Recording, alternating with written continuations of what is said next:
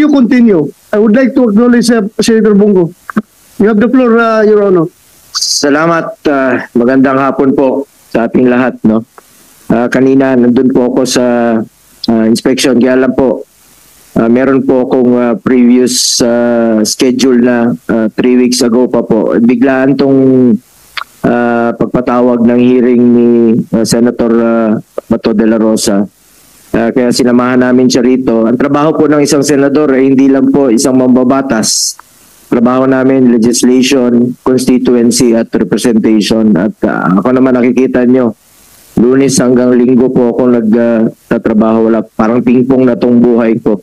At kung ano po makatulong sa ating mga kababayan, no? Lalong-lalo na po dito sa Davao. Dahil ako, bata pa ako, maalala ko talaga noon pa. Tahimik tong Davao. Magulo to, mga early 1980s. Nung naging mayor na po si former president, former mayor, tahimik na po ang buhay dito. And used to be known as the most livable city in the Philippines, no? Tahimik po ang buhay dito. At hindi po magiging successful yan, hindi po dahil sa ating mga kapulisan. Hindi magagawa ni Mayor Duterte yung trabaho niya, kundi po dahil sa inyo. Kaya nga kanina nakita ko si General Torre. Naalala ko lang po, ito nasubaybayan ko yung career ng ating chairman. Ang posisyon na hindi niya nakamtan bago siya naging Chief PNP ay maging RD po ng regional office ng Region 11. Naging Chief PNP siya pero hindi siya naging RD. So napakahalaga po niya, no? Isa po yan sa pinaka-prestigious na opisina, regional director ng Region 11. Anyway, Mr. Chair and resource persons in attendance today, magandang araw po sa ating lahat. I speak before you today not just a mere legislator, but as a voice for justice, fairness, and the protection of human rights. Mr. Chair, sa isang demokratikong bansa tulad ng Pilipinas, napakahalaga po ng maayos na pagpapatupad ng batas. No one is above the law. Sabi nga nila, kung pulis ka, nasa gobyerno na may mataas na katungkulan o normal na mamamayan, you are not above the law.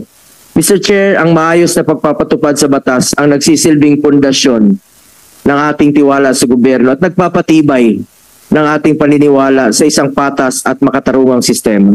However, Mr. Chair, when the enforcement of law crosses the line into excessive force, when it is wielded not as a tool for justice but as a weapon of destruction, it is incumbent upon us to speak out.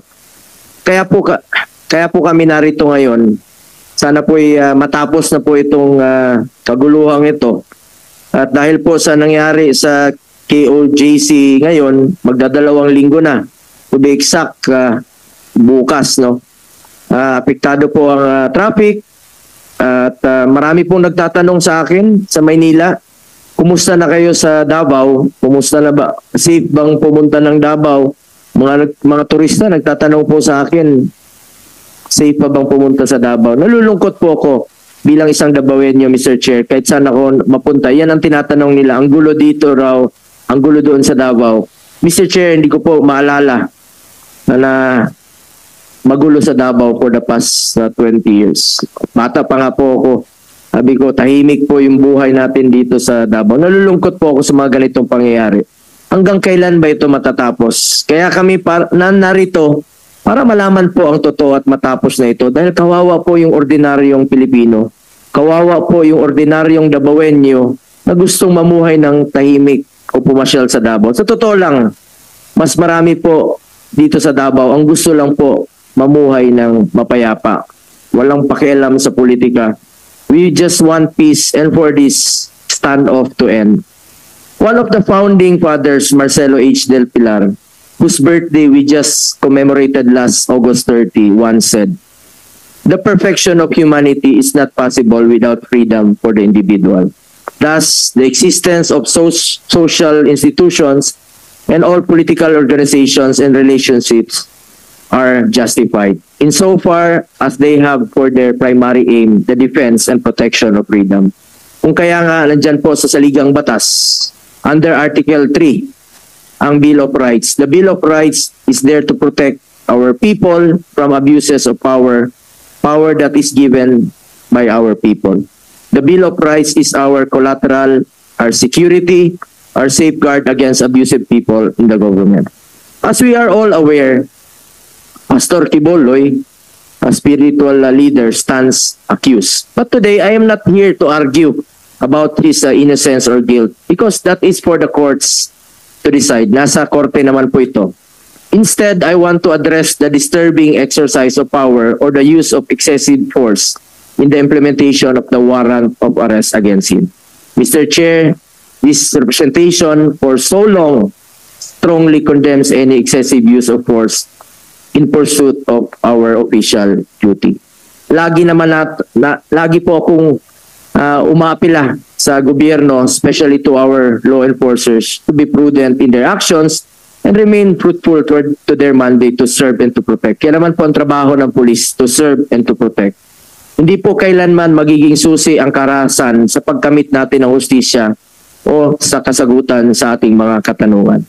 The continued occupation of police personnel in the Kingdom of Jesus Christ, KOJC, compound here in Davao, and the terror it brings to the community are causes of concern.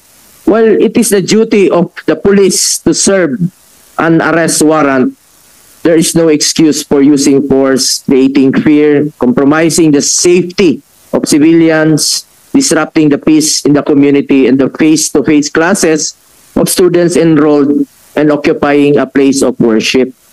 Ang Kingdom of Jesus Christ is a congregation. Pastor Quiboloy is only its executive pastor. Ang Kingdom of Jesus Christ po ay binubuo ng maraming miyembro, hindi lang po iisang tao. As member of the Committee on Justice and Human Rights and member of this Public Order Committee, I support the intent of Senator Bato de la Rosa and Senator Robin Padilla to scrutinize this PNP operation which led to the death and injuries of civilians. Alam naman po natin, Mr. Chair, tayo mismo, ikaw naging chief PNP ka. Suportado natin ng pulis hanggang ngayon, pinaglalaban natin ng pulis. And even during the time of former President Duterte, 2018, dinoble po ang sahod ng pulis, ng military, uniform personnel at pinaglaban natin ito. At full support po kami sa pulis hanggang ngayon po. Andirito po kami, Senator Bato ni Senator Robin, na sumusuporta po sa inyo, lalong-lalo na po in line of duty. Mr. Chair, it is crucial to remember that our law enforcement agencies, particularly the PNP, have a solemn mandate to serve and protect. This mandate is not just a slogan. It is a duty, a responsibility to protect the rights and welfare of every citizen. Mr. Chair, one life lost is one too many. Sabi ko nga, imbis na dapat po maximum tolerance po ang dapat gawin ng ating pulis. Kung hayaan natin ito, kung hindi tayo maninindigan laban dito, ano pa bang klaseng pangambuso sa kapangyarihan na maaaring gawin nila sa buong Davao o maaaring sa ibang bahagi ng bansa? Ang tanong ko sa pulisya, ang tanong ko po sa inyo, at tatanungin ko to sa inyo muna. At ano ba ang magiging endgame dito? Hanggang kailan tatagal ang sitwasyong ito? Ano ba talagang endgame dito? As gusto ko rin pong tanungin ang KOJC. Ano bang inaasahan ninyo mula sa gobyerno para matapos na po ito? Nandito po ang komite upang makatulong at matapos na po ang standoff na ito. Alam mo, kawawa yung taong bayan. Kawawa yung mga inosente. At kawawa yung pulis kanina. Pinuntahan nga namin. Tinatanong namin sila at kailangan lang nilang sumunod sa kanilang trabaho. Ang amin dito is kailan ba ito matatapos? Mas marami pong Pilipino ang gustong mamuhay ng tahimik. Maraming salamat, Mr. Chair. At isisingit ko na lang din po kanina kasi nag-discuss kayo to General Torre.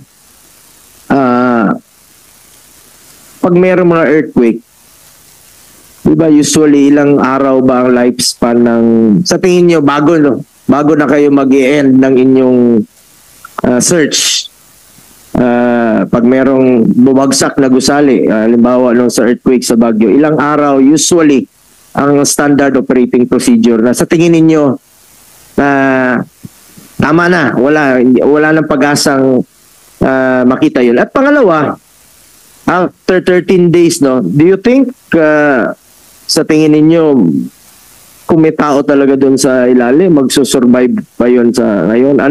Paano siya magsusurvive? May hangin, may pagkain, may aircon ba doon? Sa tingin ninyo, ano pang pwedeng madidiscover ninyo doon sa ilalim? Kung meron talaga kayong hinahanap doon sa ilalim after 13 days po. Your Honor, as for your first question, I'm not an expert on the rescue and on how long can a rescue be conducted.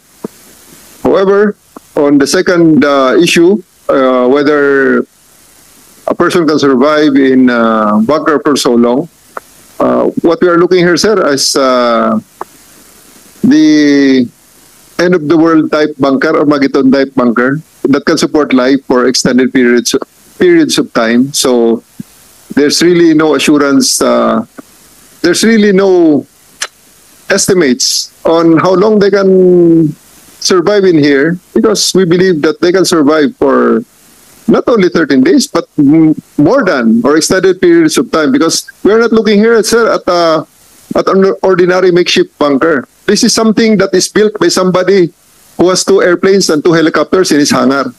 So, among others. So, this is something that's can be done and can really be built by somebody with stature. So, sa tingin mo, kayang mag-survive ng ilang buwan dyan? Given enough resources, sir, people can really survive below ground, and which I will cover in my presentation later on, sir. May kuryente doon sa ilalim? Yes, sir, definitely. Ventilation, current, food, water, all the work, sir. And it could be very, very a comfortable life for a person, sir. And then yung sa ulang tanong ko kanina, yung end game dito, tatanungin ko rin sa KUJC dito. Anong end game ba rito? Anong in-expect po natin? That's also covered in the last 3 slides of my presentation, sir. That will be covered. The end game, sir, is really You can address the question directly. yes. We don't have to wait for your presentation. We will not stop until Mr. Kibuloy is arrested, because we really gonna turn our back against the helpless and voiceless victims of Mr. Kibuloy. So, meaning you intend to stay there forever? Forever hindi makita si Pastor Kibuloy? We have some recommendations in my presentation so that we can end this positively, sir. Because as we Remember that compound is not only being used by Pastor Kibuloy. If you believe he is still there, may mga estudyante dyan nag-aaral na hindi na nakapag-aral. May mga nakatira dyan na hindi na nakatira, pinalabas ninyo doon sa kanilang tinirahan. sir, Merong nagwo-worship dyan na hindi na nakapag-worship dahil nga sa presensya ninyo.